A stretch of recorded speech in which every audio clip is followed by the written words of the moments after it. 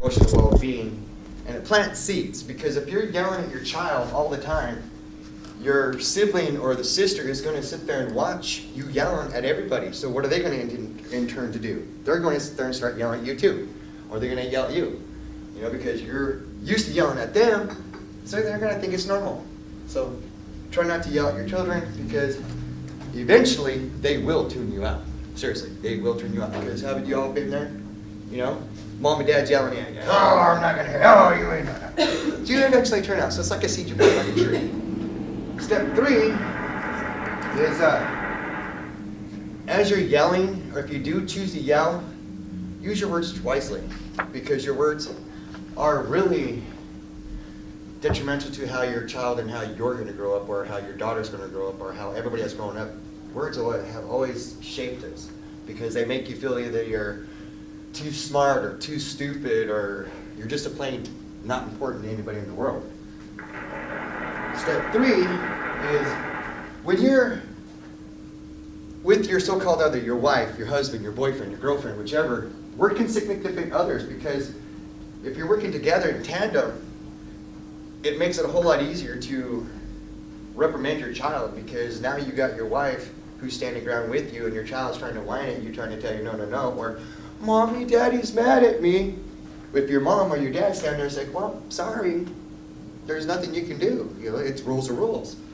But if you don't, it will damage your authority and your disciplining, because the child will look at you like, you're not authoritative. You're not going to do nothing to me. You're just going to yell at me and you're going to do nothing. So, step 4 is rules. Set solid rules. If you don't, they'll run all over you. Be consistent with your rules, because rules are rules. And also, when you're making your rules, don't punish your child for doing something that they see you doing every day. You know what I mean? It's just not plain right. And then, when you're making your rules, involve them. It makes them feel like they're part of the family. So you get a better reactions from your child, especially if you're involving them in the rule-making process. And then they get to make a rule, and it's like they get to make sure, you did this! It's your child. So, step 5 would be bribery. Just don't do it, because according to WebMD, it is the most likely to spawn more worsened behavior, because they start learning to expect the rewards that you give them. So if you don't give them those rewards, they learn to take the things that they get. They appreciate things a whole lot more. Step 6 would be, don't argue with the child about the consequences, because consequences are consequences, correct? Because if you have consequences, if we go kill somebody, we're going to get in trouble, right? We're going to go to jail. So, just don't argue about it. Make your consequences non-negotiable. Number 7 is just a more simpler one. If you have siblings or brothers, whatever, don't compare them, because you will have adverse effects.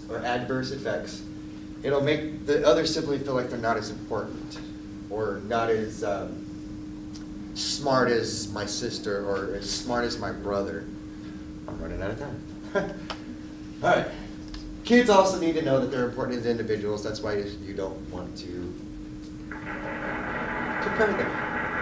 Okay. This one is, there's a lot of bias about it, is try not to spank your kids, because spanking a child may lead to aggressive behavior. And a study from CNN.com tells that spanking or other forms of corporal punishment have been linked to depression and addiction. I'm out of time. I got just a couple more minutes, so we'll just bear with me for a minute. Okay, so as I've gone through 3 different parenting classes, and I've taken this class, and it's called Magic 1, 2, 3, which is basically a whole lot easier and a whole lot more simpler, which is basically you count to 1, that's your warning to your child. Number 2 is, okay, you're about ready to get your butt in trouble, so you better stop doing what you're doing. You get to 3, now 3 is time for your punishment.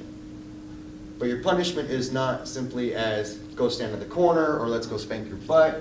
It's more or less you give them a little bit of a negative thing, but go sit on the couch for 8 minutes, depending on how old your child is. And then when you're done, you have them tell you why were you there, and then you give them some positive reinforcement after that. And then the more times you do this, the more they're apt to not get into trouble. Number 9 is don't give it to your child's whining, because if we give it to them, they'll just continue to do it. So ignore it, and it goes away. Basically, it will go away because they learn that the whining's not going to get them anything in life, and that makes them strive harder to get what they want. The last one, I think this is the most important thing out of the whole being a parenting and as in being a discipline, is being a good role model, because your kids will emulate you. They will do anything and everything that you have done. You like barbecue sauce, your son's going to like barbecue sauce. Your daughter likes doing her hair in a certain way, they're going to like it doing it a certain way, because they emulate us. So let's try to be good role models for our children and set good examples. Thank you very much, and I hope you all learned something about disciplining your child to make it easier. I've been a dad for 21 years, and I've never spanked my child once.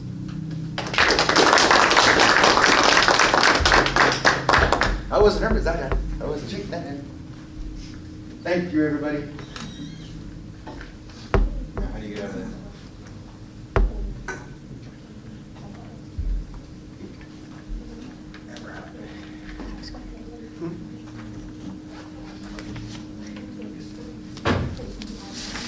Actually, I'd like to add one more to that. What's that? Talk with your children, not at them. Yes, that is another thing. Yes, talk at them instead of With them. With them. Yeah, talk with them instead of at them. Yes, because it does make the child feel more. You develop a better relationship with your child. Get a if you're partnership. talking at them instead of like my girlfriend. She'll do a lot of yelling, and I'm the one who's like, I don't need you. Let's go. Let's go talk. You know, and I get a whole lot further. I've never had to spank my child. My child, they look at me, I do the 1, 2, and they're off doing the thing they do. I come from a very large family. I'm the oldest grand. Yeah, so you kind of know.